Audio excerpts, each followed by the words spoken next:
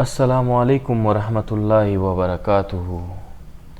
اللہم صلی علی محمد وعلی آل محمد رب اشرح لی صدری ویسر لی امری واحلل عقدۃ من لسانی یفقہوا قولی۔ دوستو، آج ہم سورہ البقرہ کی آیت نمبر 4 کا لفظ بلفظ ترجمہ اور بنیادی گرامر پڑھیں گے۔ تو شروع کرتے ہیں۔ بسم اللہ الرحمن الرحیم۔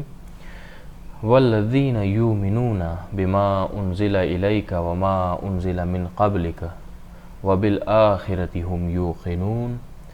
و اور حرف، الذین وہ لوگ یا جو دونوں مطلب ہیں، اسم، یؤمنون وہ سب ایمان رکھتے ہیں یا ایمان رکھتے ہیں۔ اگر آپ آئسولیٹ کر کے دیکھیں گے الگ، کیونکہ ہم ہر لفظ کا الگ الگ ترجمہ کر رہے ہیں، تو پھر وہ سب بھی استعمال کریں گے۔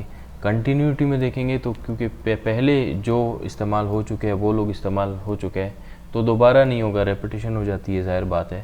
تو کنٹینیوٹی میں اس طرح سے ہوتا ہے، جو ایمان رکھتے ہیں، وہ لوگ جو ایمان رکھتے ہیں۔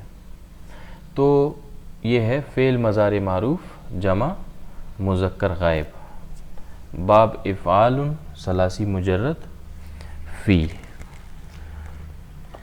تو الذین کے حوالے سے پہلے بھی میں آپ کو بتا چکا ہوں کہ اس کے مختلف صیغے ہیں، مختلف سچویشنز میں مختلف صیغے۔ اگر واحد مذکر کے لیے آپ نے استعمال کرنا ہے تو الذی، و تثنیہ مذکر یعنی دو لوگوں کے لیے استعمال کریں گے تو اللذانی، جمع کے لیے مذکر کے لیے استعمال کرنا چاہ رہے ہیں آپ اس صیغوں کو تو الذین۔ یہاں کیا ہے؟ جمع مذکر ہے، لیکن اس حوالے سے ایک اور بات ہے، میں آپ کو بتاؤں گا۔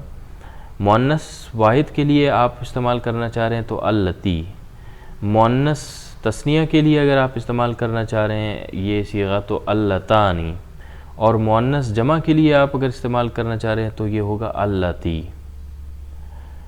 اچھا، جو بات میں آپ کو بتانا چاہ رہا تھا اس حوالے سے وہ یہ کہ وہ لوگ جو ایمان رکھتے ہیں، اب یہ الذین جمع مذکر کا صیغہ ہے، لیکن اس کا یہ مطلب نہیں ہے کہ یہ صرف مردوں کے لیے یہاں یہ صیغہ استعمال ہوا ہے۔ اب ظاہر بات ہے ہر جگہ مذکر اور مؤنث کا ملا کے تو نہیں پڑھا جا سکتا، یہ ایک عام اصول ہے، عام بول چال میں بھی ایسے ہی ہوتا ہے کہ آپ ہر جگہ ابھی یہاں الذین اور اللتی یہ ہر جگہ اس طرح سے نہیں استعمال ہوتا، یہ ایک جو فلو ہوتا ہے لینگویج کا وہ اس میں اسی طرح سے ہی چلا جاتا ہے۔ تو یہاں مذکر سے قطعاً گرامیٹیکلی یہ مذکر ضرور ہے، لیکن اس سے قطعاً یہ مراد نہیں کہ یہ صرف مردوں کے لیے ہے، اس میں عورتیں بھی شامل ہیں۔ یؤمنون ہو گیا۔ باب افعال کے حوالے سے میں نے آپ کو پہلے بتایا کہ یہ معروف کے حوالے سے میں نے بتایا تھا کہ مضارع کا جو معروف ہے، ایک تو مضارع کی علامت یا ہوگی تو یا تا الف یا نون، تو اس میں یا آ گیا، اور دوسرا یہ میں نے بتایا تھا اگر زبر آئے گا شروع میں یا کے اوپر، اگر زبر ہے تو یہ معروف ہے، اور اگر پیش ہے تو یہ مجہول ہے، لیکن یہاں پیش یا پر ہونے کے باوجود یہ معروف ہے، کیونکہ ثلاثی کے 3 صیغے ہیں، یہ میں نے آپ کو بتایا کہ وہ ان کا معروف وہ پیش سے شروع ہوتا ہے، اس میں پھر ان کا مجہول بنانے کا کوئی اور طریقہ ہے، یہ بہرحال میں شارٹلی آپ کو بتا رہا ہوں، پہلے میں آپ کو لیکچر میں یہ اس حوالے سے بتا چکا ہوں۔ بی، اس پر حرف، ما جو اسم، انزلہ نازل کیا گیا، فعل ماضی مجہول واحد مذکر غائب۔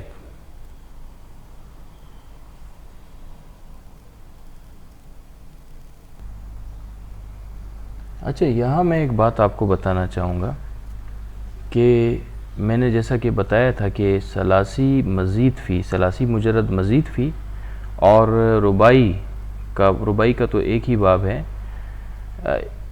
ثلاثی مجرد مزید فی کے 3 باب، ان کا مضارع، اور رباعی کا 1 باب، اس کا مضارع معروف ہونے کے باوجود پیش سے شروع ہوتے ہیں، لیکن ان کا جو ماضی ہے، ماضی ان کا بھی زبر سے شروع ہوتا ہے.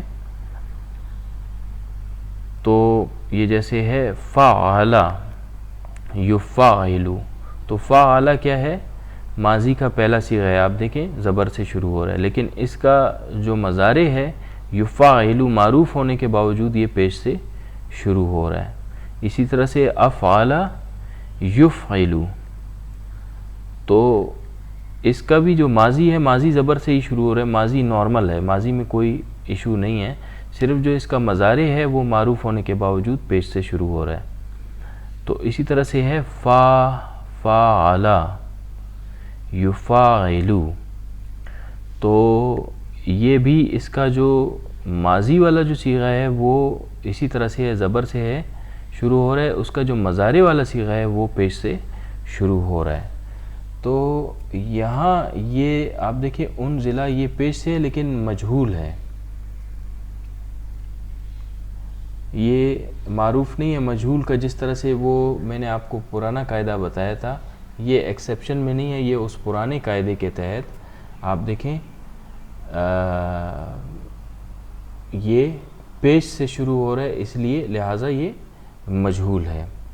اس میں ایک اور بات امپورٹنٹ ہے، وہ بھی ماضی اور مضارع سے ریلیٹڈ ہے، وہ یہ کہ میں نے بتایا تھا کہ مضارع کی جو علامات ہیں ان میں سے ایک علامت الف بھی ہے. اگر الف سے شروع ہو رہا ہے کوئی لفظ تو وہ کوئی فعل، تو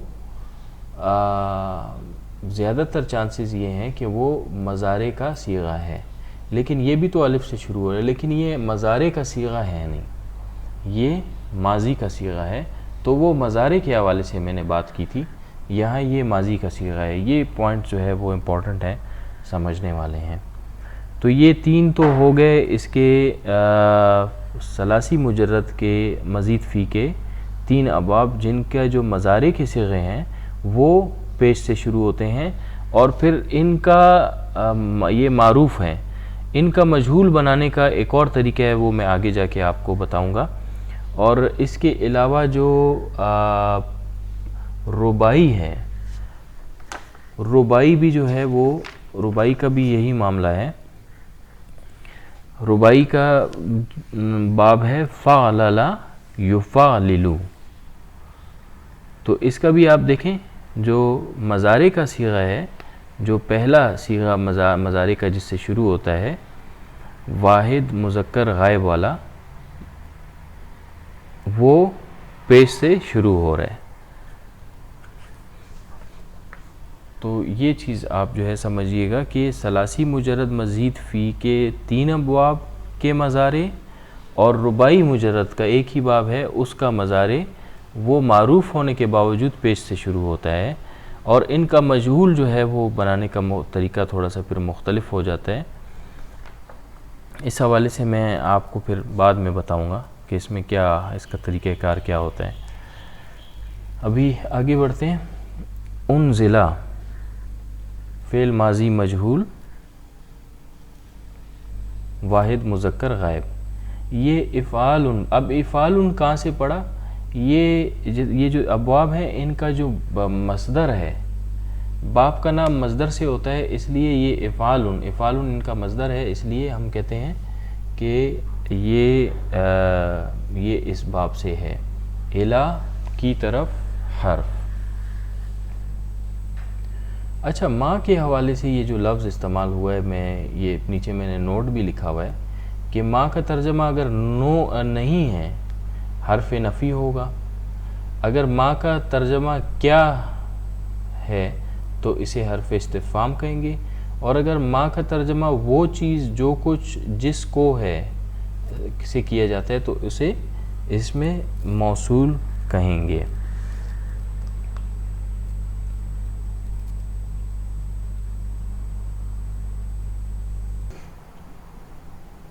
اچھا، یہ جو ثلاثی مجرد مزید فی کے 3 ابواب ہیں اور رباعی مجرد کا ایک باب ہے، ان کے جو مضارع ہیں یہ پیش سے شروع ہو رہے ہیں، تو یہ تو معروف ہو گئے، پیش سے شروع ہونے کے باوجود معروف ہو گیا۔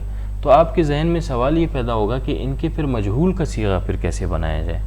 دوسروں میں تو آسان ہے، معروف پر زبر آ رہا ہے تو پیش آیا تو آپ کو سمجھ میں آ گئی وہ مجہول ہے، صرف نشانی کی حد تک، پہچان کی حد تک آپ کے لیے آسان ہو گیا۔ اب یہاں چونکہ ان ابواب کا معروف ہونے کے باوجود چونکہ یہ پیش سے شروع ہو رہے ہیں، تو ان کے مجہول کی نشانی جو ہے پھر وہ سمجھنا اور ان کو بنانے کا جو طریقہ کار ہے اسے سمجھنا ضروری ہو جاتا ہے۔ اب آپ دیکھیں جیسے یہ انزلہ ہے، یہ اس کی میں آپ کو مثال بتاتا ہوں کہ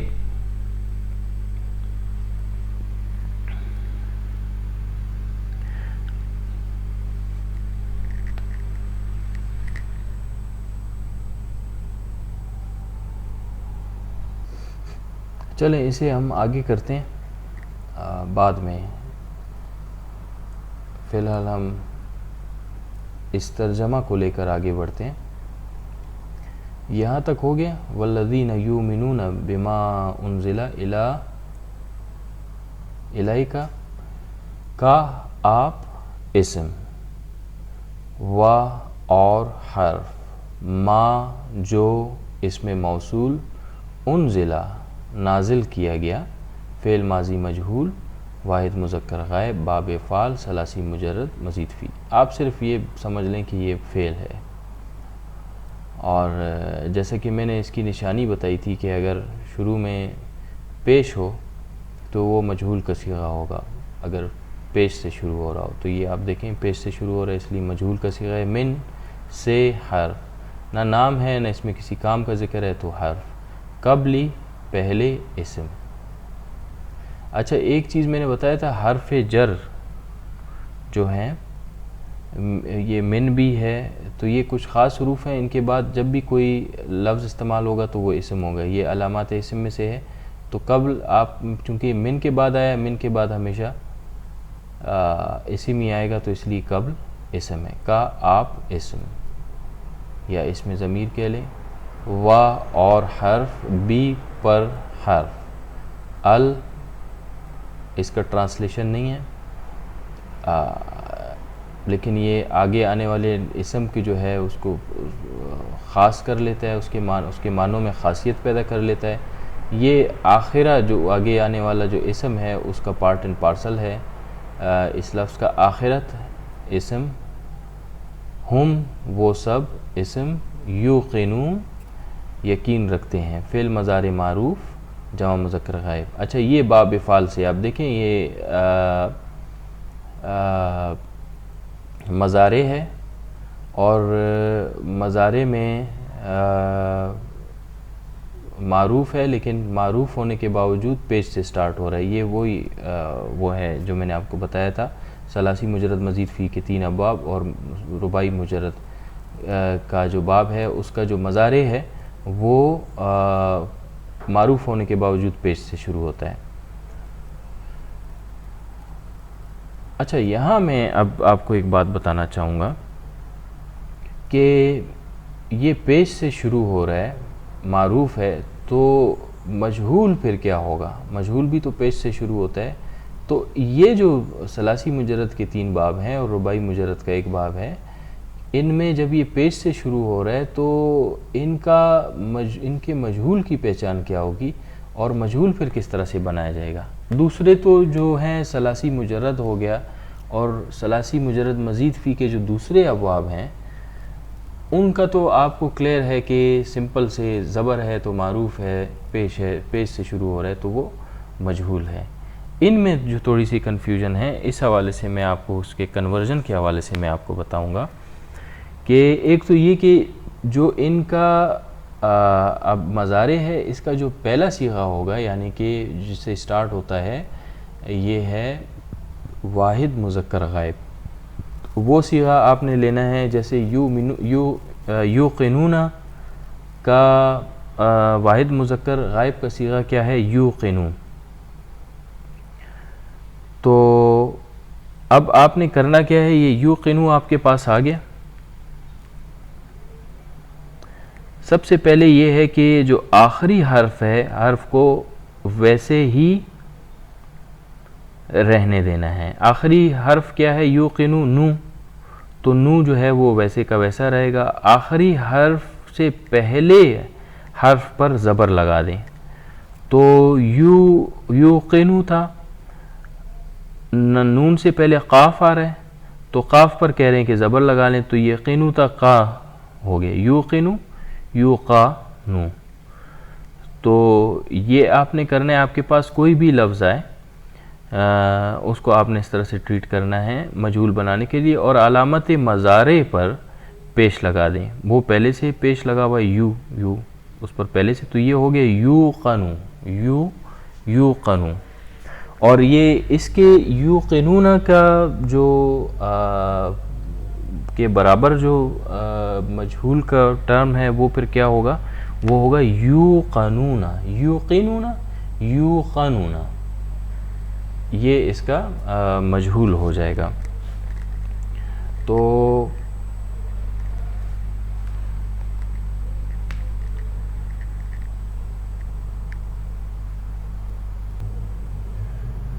یہ اس کا طریقہ کار ہے، یہ ہم نے کمپلیٹ کر لیا.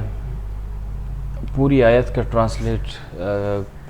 ٹرانسلیٹ کرتے ہیں. اور وہ لوگ جو ایمان لاتے ہیں اس پر جو آپ کی طرف نازل کیا گیا اور جو آپ سے پہلے نازل کیا گیا، اور وہ آخرت پر یقین رکھتے ہیں. تو آج کے لیکچر کے لیے اتنا ہی. انشاءاللہ اگلے لیکچر میں ہم دوبارہ حاضر ہوں گے. تب تک کے لیے اللہ حافظ. السلام علیکم.